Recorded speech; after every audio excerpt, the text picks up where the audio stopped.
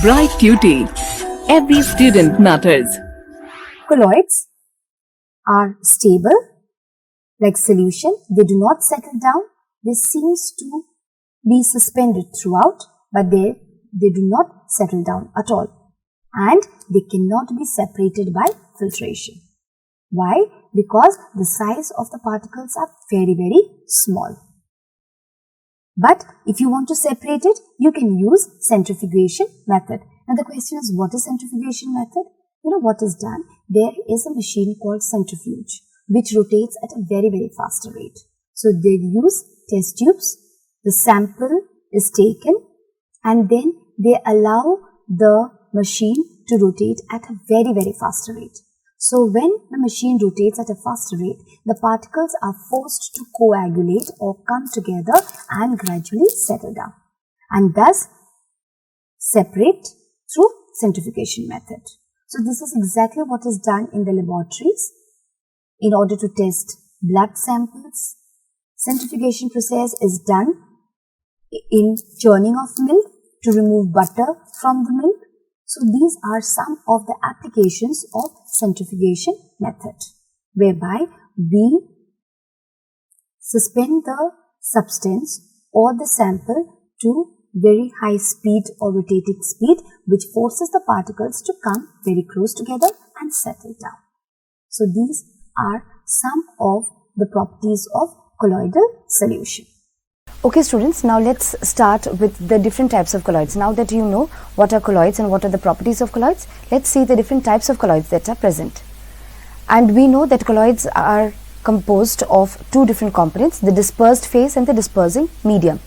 So the medium in which the dispersed phase is suspended is known as the dispersing medium. Now there can be different types of dispersed phase and dispersing medium. Okay, now let's see the first one. If you have the dispersed phase as liquid and the dispersing medium is gas, then we have a type of colloid which is known as the aerosols. For example, fog, clouds, mist, they are all aerosol type of colloids, and in which you have the liquid in the dispersing medium, gas. This is one type of colloid. There can be another type of colloid where you have the dispersed phase solid in the gas in the dispersing medium. So that is also termed as the aerosol type of colloid, and here the examples can be smoke, automobile exhaust. These are examples of the solid in gas type of colloids. Next can be a gas dispersed phase in the gaseous form in the dispersing medium, which is liquid in nature. They are the type form. Shaving cream is a very good example of the form, okay, and it is a type of colloid in which you have the gas in the liquid. The next is, if you have the dispersed phase as liquid as well as the dispersing medium as liquid, then we term it as emulsion.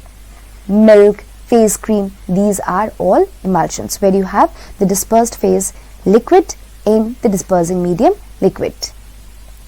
The next one is solid. If the dispersed phase is solid and the dispersing medium is liquid, then we term it as sol. Examples can be milk of magnesia, mud, these are all the sol type of colloids. Another type of colloid can be if you have the dispersed phase as gas and the dispersing medium now is solid. Fine, then you call it as foam, and sponge, pumic stones, these are examples of the gas in solid type. Next one, if the dispersed phase is liquid and the dispersing medium is solid, then we have what we call it as the gel. Very common, gel. That can be jelly, cheese, butter. These are all examples of gel, which is a colloid. The last one is when you have a solid dispersed phase in a solid dispersing medium, then we call it as a solid sol. Example, colored milk stone, milky glass, these are all examples of the solid dispersed phase in solid dispersing medium.